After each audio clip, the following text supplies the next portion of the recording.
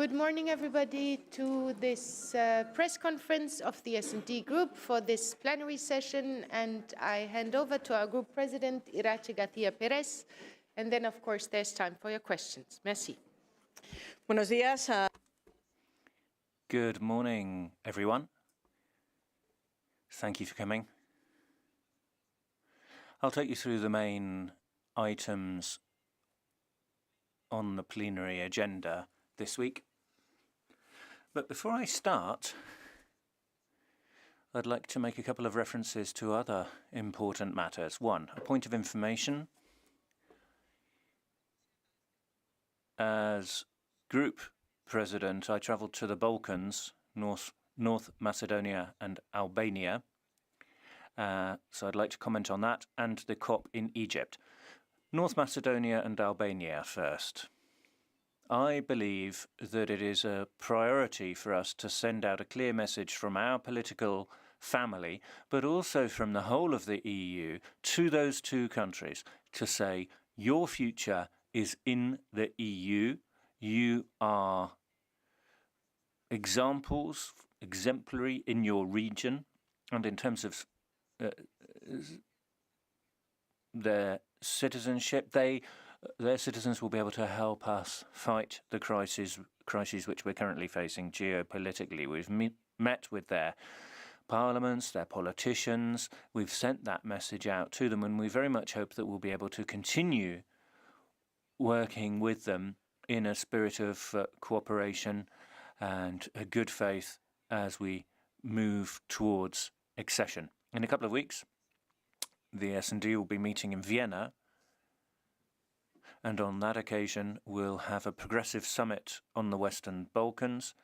All socialist leaders of the 6 countries have confirmed their attendance on the 8th of December, so that will be a wonderful opportunity for us to continue with that cooperation. COP, Egypt. You all know what happened. There's 2 weeks of debates and negotiations. The S&D thinks it's a bad agreement, but at least has the merit of being an agreement. And we believe that the Loss and Damage Fund is just in terms of climate justice for the countries who have suffered the effects of climate change without having contributed to the emissions. Now we need to find the funding for the fund. We have to finance the fund. We've kept 1.5 alive more or less, but the wording has been watered down. That shows that some wish to lower our level of ambition. COP has also made it clear that there is a problem with human rights in Egypt. It's drawn attention to that, and that's something we'd like to raise at plenary too. Now, plenary agenda. The key points over the next few days are as follows. Hungary, rule of law. We need to be very firm. For the last few months in the S&D, we have been very firm, very clear on the conditionality regulation point. We haven't seen the necessary reforms. So we believe that the Commission should not pay out the money to the RRP because of the conditionality regulation and rule of law. We can't let the citizens of Hungary down. If reforms have not taken place, we cannot disperse funds. And we call on the European Commission to use all instruments available to it to ensure respect for rule of law in Hungary and all member states, because it is its duty. It is the duty of the European Commission to do that. It needs to act firmly. It needs to be firmly committed to rule of law, and that is what we expect from the European Commission over the next few days and weeks. If it fails to do this, that will be a failure to respect one of our fundamental principles and values in the EU. So we very much hope that the Commission will do the right thing. This group's position and the European Parliament's position will be very firm in relation to the resolution to be approved this week. Migration. It is time to act, because otherwise we will see growing bad spirit between member states. We need solidarity with countries, and we need solidarity with people migrating, people forced to leave their countries. We need to bear that dimension in mind too. You can't have one without the other. You can't have one kind of solidarity without the other kind of solidarity. They need to go hand in hand. Search and rescue in the Mediterranean. That is a European common responsibility. It's not a security issue. It's a humanitarian issue. We talk about saving people's lives. Every life matters. We need to provide financial and material assistance to those countries who are facing the greatest pressure at present, but that has to be under a European umbrella. We need a common EU position. The European Commission is going to present an action plan. I hope it will present a strategy with clear application that won't leave it for a case-by-case resolution, that will have a clear legislative framework and an EU-wide approach. Not case-by-case, because every time we face a situation such as a current one, we'll have to run through all of this debate again. If we had a common European position, we would not be facing the situation which we're facing today. So I think that's very clear. I also wanted to refer to the Schengen area. I hope that on the 8th of December, Council will finally react and listen to this Parliament and the European Commission and let Romania, Bulgaria and Croatia enter Schengen once and for all. They comply with the criteria and the requirements. Parliament has said it, the Commission has said it, Council has to accept it. And Council has to accept it as a package. They cannot play divide and rule and say yes to one and no to another. All three countries meet the conditions. All three countries should be in Schengen. That is the position which we have always defended in S&D, and we will continue to defend it. On the financial crisis and the need to reduce debt, the Council will be adopting measures, but we've not yet seen anything tangible being proposed. As a group, we will continue our work on this. As you will be aware, we have launched a campaign to look for Europe-wide solutions to face the problem of inflation. This is something which is hitting the most vulnerable and SMEs more than others. So, in the S&D, what we're saying is you have to keep up the pressure both on Commission and Council. What we need is a European investment plan that will allow us to give support under a European umbrella for this overall support mechanism for families, businesses, and that requires fiscal reform too, EU-wide, because we need to find the resources to do that, and that means we need an EU tax system. It cannot all be left to national tax systems and member states. So we will continue calling for movement in that direction. Gender-based violence is also a key issue for us. 25th of November is the European World Day Against Gender-based Violence. The EU needs to send out a clear message of solidarity and support, but also of commitment. We stand with the women of Europe. We stand with the fight against gender-based violence, and we say to victims, you are not alone. There is EU legislation to work on this and to avoid and prevent further deaths of women in this context. This is fundamental. This is vital. We're talking about the greatest scourge facing the EU right now. Our commitment on this has to be clear, firm, and robust. We have to send out a clear message of unity to the EP stands together. This debate cannot be used to divide and splinter different groups. That doesn't help when you have an issue that requires common action. Qatar. World Cup has drawn attention to the realities of that country and other countries in the region.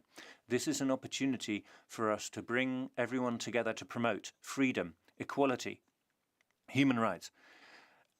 It was an opportunity, but it was a missed opportunity. Qatar has taken a few steps, but it could have done much more in terms of respect for women, workers' conditions and the LGBTQ community. But FIFA chose the country. It could have taken those steps before doing that. So I hope this will be a wake-up call for FIFA too. Those are the points I wanted to raise, but I'd be delighted to take any questions. Muchas gracias, Iratxe. And Griselda will go first. Merci. Thank you. Si, My question is as follows. Are you aware of a Commission visit to Barcelona? I don't know if it was an institutional visit or not. That's the first question. Do you know whether it was or not? Secondly, are you concerned about the fact that there was a dinner with Mr. Feijóo, leader of the opposition in Spain? And what we read in the press this morning is that the President of the Commission has given full support to the EPP's policy opposing Mr. Sanchez's government, and there has been a pre-announcement that they would withdraw credentials from Catalan separatist MEPs. Muy brevemente. Very briefly, we are not aware of the nature of the visit, whether it was an institutional visit or not. We've received some information that Metsola was going to Barcelona, but we don't know about the agenda. What I cannot comment on is information in the media about a dinner, a private dinner, what may or may not have been said at that dinner. I'm not aware of that. What I can say that the president of this institution, as the president of any institution, needs to refrain from a comment on domestic political debate, internal debates and political issues. But given that this was not a public event, I should not comment on it either. If there had been a public comment, I would comment on it. But since there wasn't, I shan't. de acuerdo, pero Yes, okay. Merci. Quick Un follow-up. Es que la señora Metsola tiene que dar. Does Ms. Metsola need to give some explanations and clarifications and explain whether it was an institutional visit? Metsola al respecto de esta Yes, but President Metsola will give such information. We go here first and then Anna afterwards. Please introduce yourselves. Thank you. First of all, Turkey continues airstrikes to the north. Would you please introduce yourself? I'm Erem Kamsoy from Brussels Media Haber TV. I would like to ask you, it's a hot news right now. It's about the Turkey's airstrikes. The airstrikes are still continue to the north and east Syria, as well as the northern Iraq as well. So yesterday at the opening speech of the Parliament, President Roberta Metsola has called Turkey to respect human rights and the standards as well. Do you think this diplomatic call is enough to stop Turkey's airstrikes, which caused already lots of tens of civilians' lives? What is your attitude about these attacks?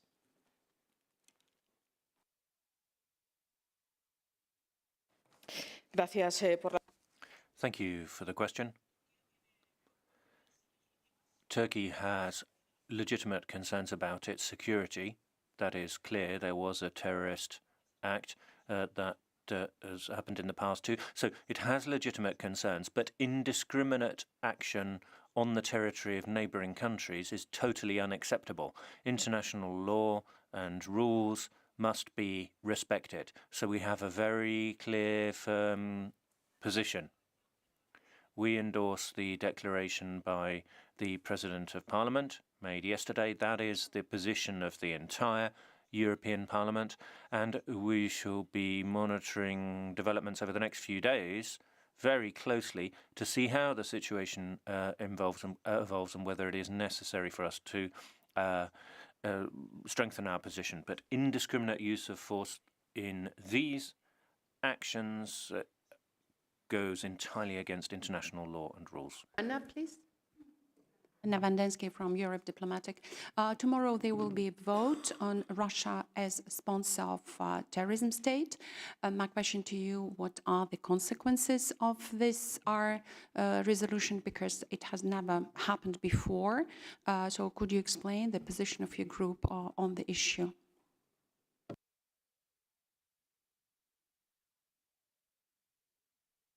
Las consecuencias de esta The consequences of the resolution will be those which this Parliament has been referring to over the last few months since the conflict started. In fact, we've had a very clear position on this.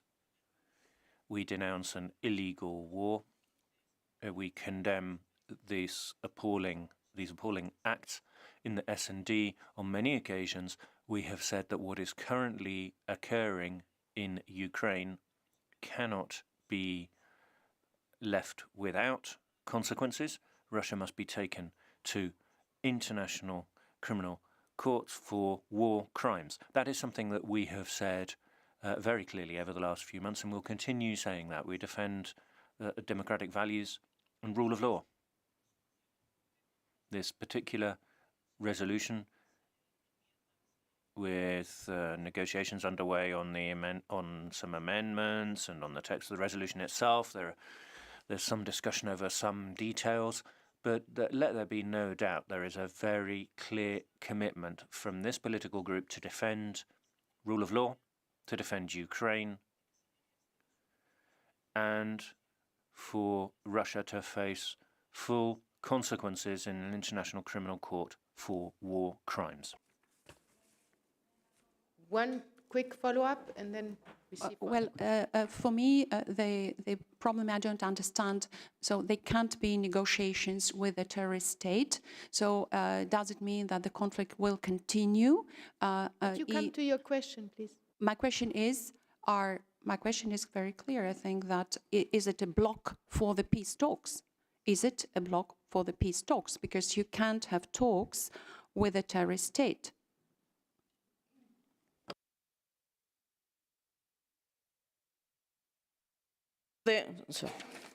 bloqueo de negociaciones de paz en There aren't talks ongoing at present. We have said in the past that we need to seek a solution, but there are no talks underway at present. Russia needs to stop indiscriminate attacks on Ukraine. That is what we've always said and what we continue to say. We then need other measures to be put in place, as the EU has done: economic sanctions, military support, technical support, budgetary support for Ukraine. Of course, look for a diplomatic space to bring the war to an end. But the only party responsible for this ongoing war is Russia. So it is incumbent upon Russia to just stop its military intervention. That is our position. Are there further questions from anybody in this room? If one more, okay, and then we have to close. Really sorry, just to wrap it up. This morning, USA officials has announced that these airstrikes will affect the fight against ISIS. So still, when you do the explanations, you're talking about that there is in the region there is a terrorist act, but the Turkey is not attacking ISIS. Turkey is bombing the civilians. So what is that double standard about? Can I ask that? Bueno, yo no voy a dar. I can't enter into explanations as to what the US is deciding or communicating. It is up to the US to provide such explanations. My own position as group president is very clear. I expressed it earlier. Turkey has the right to defend itself and protect its own security, but it does not have the right to break international law. Thank you to you all. Have a good week. Merci.